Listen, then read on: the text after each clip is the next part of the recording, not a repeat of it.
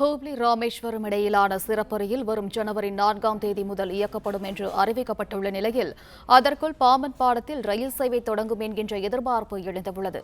இதுகுறித்தான விவரங்களை தருகிறார் செய்தியாளர் ராஜ்குமார். ராஜ்குமார், வணக்கம். விவரங்களை நீங்க பதிவு பண்ணலாம்.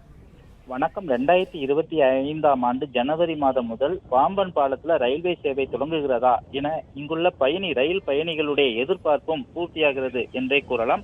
ஹூப்ளி ராமேஸ்வரம் சிறப்பு ரயில் வரும் 2025 ஜனவரி 4ஆம் தேதி முதல் 28 ஜூன் வரை சனிக்கிழமைகளில காலை 6:50 மணிக்கும், ராமேஸ்வரம் முதல் ஹூப்ளி வரை ஜனவரி 5ஆம் தேதி முதல் 29 ஜூன் 29ஆம் தேதி வரை ஞாயிற்றுக்கிழமைகளில் இரவு 9 மணி வரை ராமேஸ்வரத்தில் இருந்து ரயில் இயக்குவதாக தென்னக ரயில்வே அறிவிப்பு வெளியிட்டுள்ளது. மேலும் ராமேஸ்வரம் முதல் ஹூப்ளி வரையிலான நேர அட்டவணையும் வெளியிடப்பட்டிருக்கிறது. இதனால 2 வாரத்திற்குள் பாம்பன் பாலத்துல ரயில்வே சேவை தொடங்க உள்ளதா என்ற ஒரு கேள்வி எழுந்திருக்கிறது.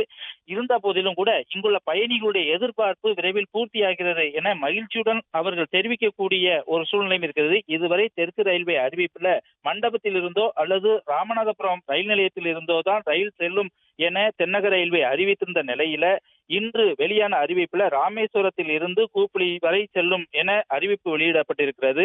எனவே 2025 ஜனவரி முதல் பாம்பன் பாலத்தில் ரயில் சேவை தொடங்குகிறது என பயணிகள் ஆர்வமுடன் எதிர்பார்ப்புடனும் இருக்கிறார்கள். இருந்த போதிலும் கூட ராமேஸ்வரம் பகுதி மக்களும் பயணிகளும் அவர்களுடைய நீண்ட நாள் எதிர்பார்ப்பும் நிறைவேறுகிறது என்பதுதான் உண்மை.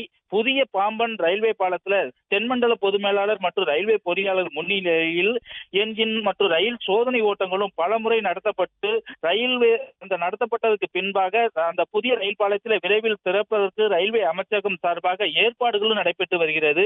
புதிய ரயில் பாலத்தின் நடுவே அமைக்கப்பட்டுள்ள செங்குத்து தூக்கு பாலத்திற்கு விமான தொழில்நுட்பத்திற்கு பயன்படுத்தக்கூடிய அலுமினிய உலோக கலவை கொண்டு தயாரிக்கப்பட்டிருக்கிறது.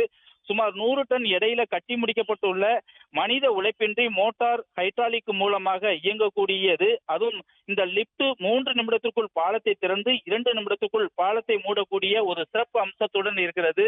அதாவது தென் தமிழகத்தில் இல்ல, இந்தியாவிலே முதல் முதலாக இந்த மாதிரி செங்குத்து தூக்கு பாலம் அமைக்கப்பட்டிருக்கிறது என்பது இங்கு ஒரு வரலாற்று சிறப்பு மிக்கதாக பார்க்கப்படுகிறது.